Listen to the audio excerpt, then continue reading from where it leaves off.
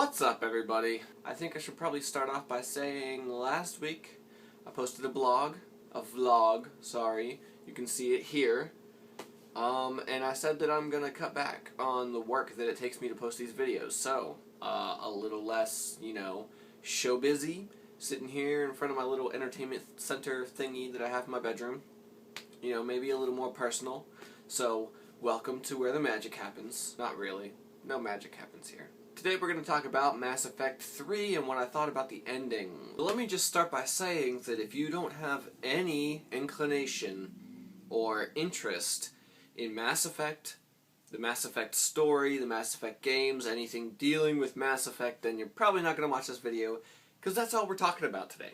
Because I'm a huge Mass Effect nerd. A lot of people have been asking me what I think about the endings. So here we go. I should preface this video by saying, preface it again, by saying that there are massive spoilers. Okay? Massive spoilers. I wanted to make this video. I planned on making this video as of this past weekend. I was going to make a video on my reaction to the ending itself. I get up this morning, go to work, all day I'm thinking about it. What I want to say about the ending, yada yada. Then somebody brought to my attention, actually a friend of a friend, somebody that I don't even know, posted on my buddy's wall on Facebook about this video. It's on YouTube called Shepard's Indoctrination. And it's a 20-minute YouTube video that covers all the details about the final sequence of Mass Effect 3 after Shepard gets hit by Harbinger's laser. At first I was skeptical. I was like, nah, he wasn't indoctrinated, come on. I'll watch it just because I like to entertain theories. So over my lunch break at work today, I decided to watch this 20-minute video. And at the end of the video, actually in the middle of the video, my mind was already blown, okay? But at the end of the video, my mind was in so much constant thinking and devouring of information and overload, just brain overload on the wall of my office. I had to watch it again when I got home, and I completely changed the outlook of this video. I completely changed the outlook of this video. The video I'm referring to that I watched over lunch break just blew my mind and completely convinced me that the final scene in Mass Effect 3, after he gets hit by Harbinger's laser, is 100% a dream, a hallucination. It's actually just his indoctrination speaking to him in his mind. This video, 20 minutes long, it proves it. There's so much proof, and so many of the weird questions and awkward little details that I saw, but didn't really think about, that are answered by this video. It's insane, and I'm extremely ashamed to say that I didn't pick up on these things at all. And they're so clear. Once you watch the video, just go watch the video. Here, I'll post it right here. Just go watch this video right here. It'll show you everything in detail. And there's people, I'm sure, that will fight against it and be like, no, he wasn't indoctrinated. You're full of shit. I'm sorry. I understand if you have doubts, because there are still 1 to 5 loopholes that I don't quite understand. Plot points that don't quite make sense. But everything else just makes too much sense for BioWare to have meant anything else by the final scene than Shepard battling indoctrination. Like I said, this video is all about Shepard's indoctrination.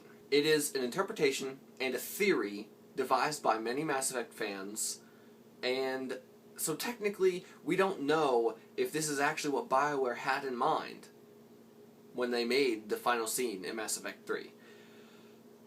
But out of pure speculation, this is all that the fanbase can muster the final scene means. But it makes so many good points. The main ones that I want to touch on, because if I don't touch on these main points, this video could just potentially run on for about a good hour. So let's touch on the main points. So here we go. Here's the first set of points that I would like to touch on, that the video just elaborates on exquisitely, using scenes and audio clips from Mass Effect 1 through 3. What is the meaning of the dreams?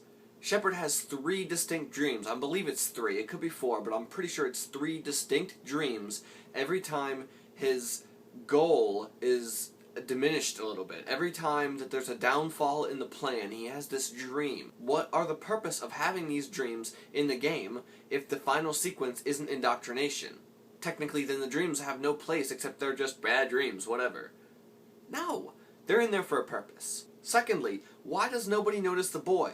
If you watch the scene, nobody notices the boy climbing into the shuttle? Seriously? There was a couple that just got in the shuttle right before the boy.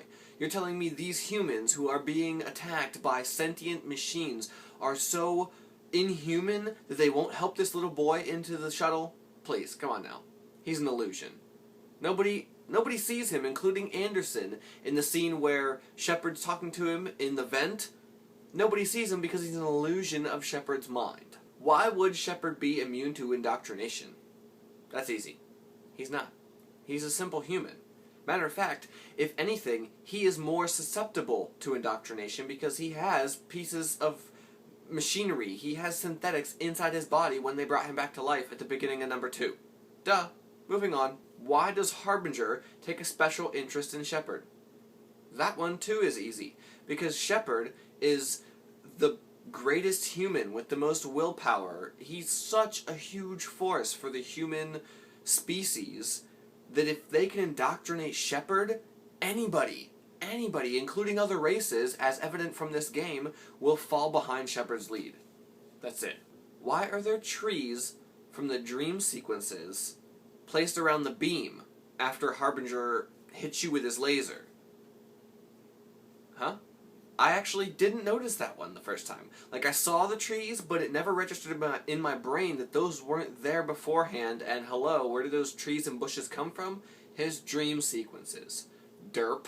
This question, I thought of myself. I saw this one. Now, I didn't think of it myself for the purpose of this video, but I questioned this myself. When you get to the Citadel, after riding the beam up to the Citadel, somehow Anderson beat you to the control panel? I'm pretty sure he said he was behind you. And then when you get to the room, Anderson's there. It's like, whoa, hold on, buddy. I only saw one pathway leading to this room. How'd you beat me here? Huh? Why is Shepard bleeding in the same spot that he shot Anderson in earlier in the scene? Whenever he's laying on the ground and he looks down at his arm and it's just covered in blood, he's bleeding out of the same side of his ribs that he shoots Anderson in whenever the Elusive Man makes him shoot Anderson. I actually didn't notice that one. I noticed the blood on his arm and went, where did all that blood come from? That's kind of weird. You know, I just figured, whatever, he's bleeding, look at him, he is fucked up. He's just bleeding from somewhere and he got it all over his arm. Whatevs. But the fact that they made him look down at his arm with all that blood didn't make any sense to me. They made a point to look down at all the blood that was coming from the same side of his ribs where he shot Anderson. It's too coincidental not to be true. So those are the questions that the indoctrination theory poses to people that don't believe it. I tell you what, after watching this video twice, there's no doubt in my mind that's what this was about. So the indoctrination theory is basically the explanation that the final scene at the control panel in the Citadel with Anderson and the Elusive Man is nothing but Shepard battling indoctrination in his own mind. Anderson and the Elusive Man never talk to each other. You can't, can you? They won't let you do it. No! I'm in control! No one is telling me what to do! Listen to yourself.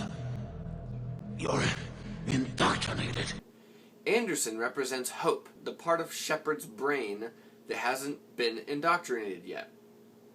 The Elusive Man represents the part of Shepard's brain that has been indoctrinated.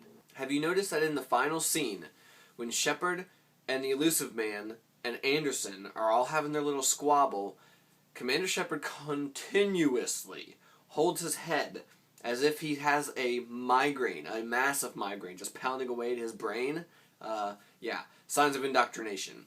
Also, the player, our view, the camera, whenever looking at Anderson and the Elusive Man, is obstructed by this black frame, this black, like, ooze stuff that's, like, coming in from the sides of the frame. It's crazy. How is that not indoctrination?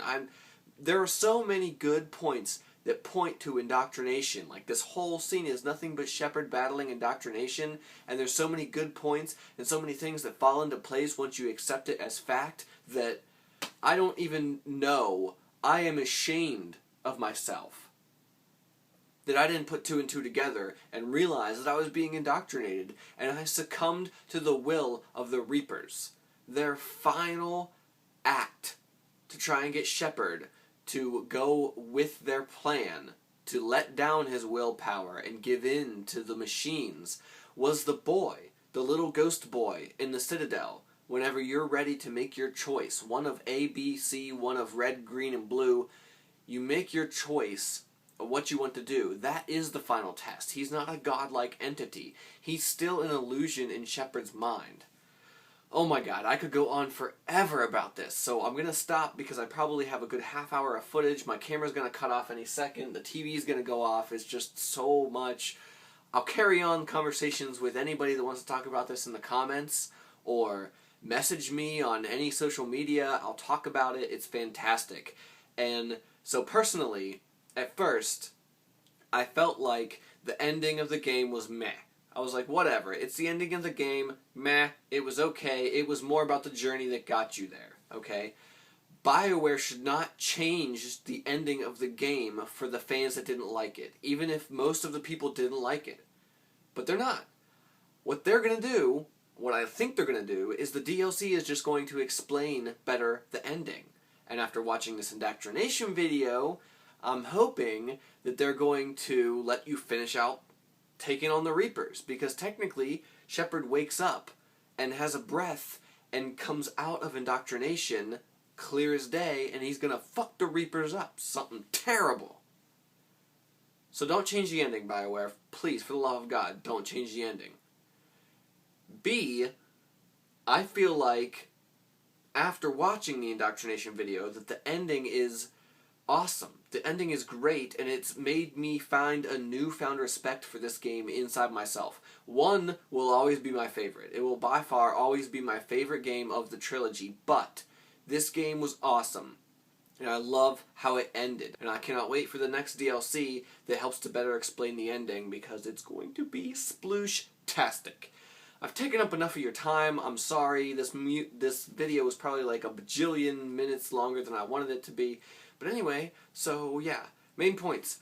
New setup for the videos on this channel, youtube.com/BeachMore.